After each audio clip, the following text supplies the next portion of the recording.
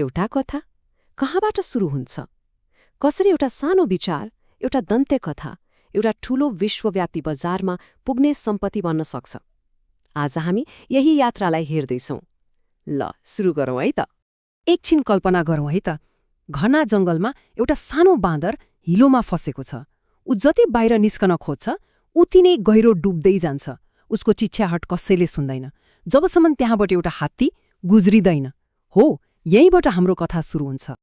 ल, यो कथामा के हुन्छ भने हात्तीले आफ्नो सुँडले सर्र तानेर त्यो बाँदरले बचाइदिन्छ। तर कथा यत्तिमै सकिँदैन नि। पछि जब त्यो हात्ती आफै समस्यामा पर्छ, त्यही सानो बाँदरले उसलाई बचाउँछ।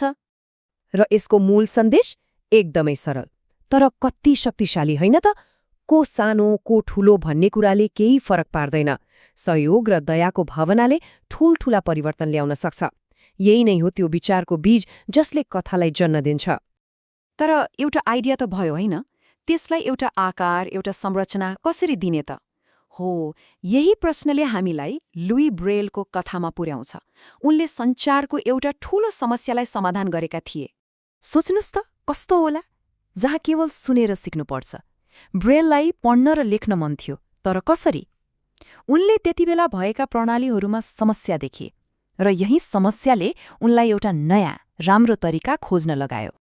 अब यो चाहिँ एकदमै चाखलाग्दो छ है। ब्रेलभन्दा अगाडि नाइट राइटिङ भन्ने एउटा सिस्टम थियो सेनाले प्रयोग गर्ने। तर समस्या के थियो भने त्यसमा 12वटा डट्स थिए। एकदमै झन्झटिलो, सिक्न पनि गाह्रो। लुई ब्रेलको जिनियस आइडिया के थियो भने उनले त्यसलाई घटाएर जम्मा 6वटा डटमा ल्याइदिए। यति सरल कि एउटै औँलाको टुप्पोले सर्र पढ्न सकिने। यही सरलता, यही नै त थियो क्रान्ति भनेको। अनि यसको असर गजबको। ब्रेलले एउटा सिस्टम मात्रै बनाएनन्, उनले लाखौं मानिसका लागि ज्ञानको संसार नै खोलिदिए। एउटा आइडियालाई यस्तो रूप दिए कि छामेरै संसार पढ्न सकिने भयो। ल, स्पर्शको कुरा भयो, अब जाउँ हेर्ने कुरामा, मतलब दृश्यमा। आजको संसारमा कथा सुनाउने सबैभन्दा शक्तिशाली माध्यमहरूमध्ये एक हो तस्विर, होइन र? तर एउटा सुन्दर दृश्यलाई मन छुने तस्विरमा कसरी परिणत गर्ने त? यो सायद धेरैले अनुभव गरेको कुरा हो। दिमागमा एउटा कस्तो राम्रो इमेज हुन्छ होइन? तर जब क्यामेराले खिचिन्छ त्यो जादु कता कता हराउँछ।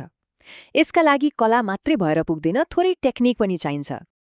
तर राम्रो कुरा के हो भने आजभोलि त शक्तिशाली टुल्सहरू सबैको हातमा छन्।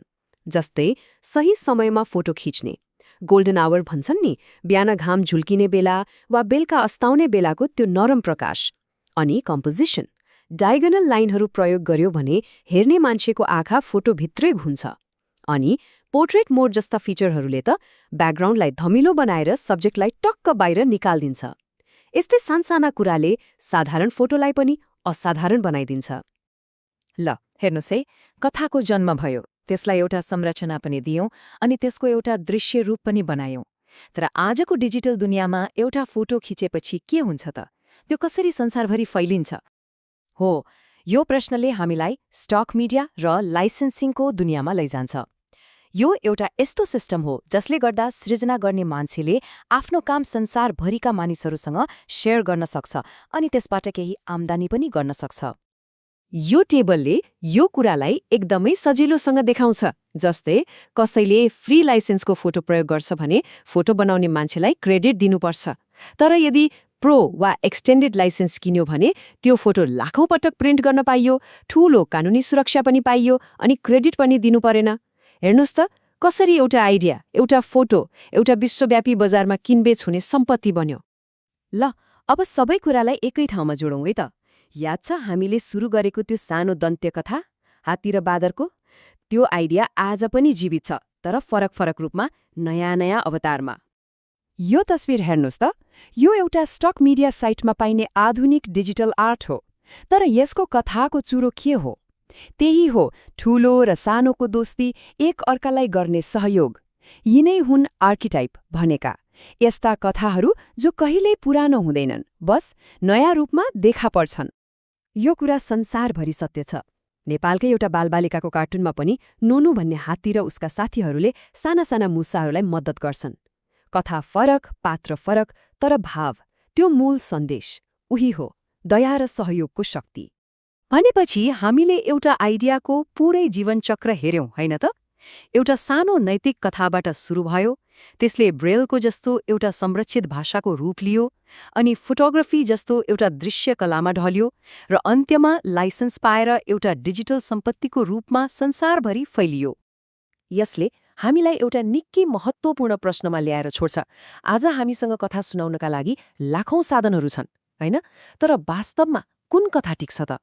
के त्यो कथालाई दिगो बनाउने कुरा त्यो साधन हो, त्यो टेक्नोलोजी हो, वा त्यो कथाको भित्र रहेको त्यो सरल तर सबैको मन छुने सत्य हो?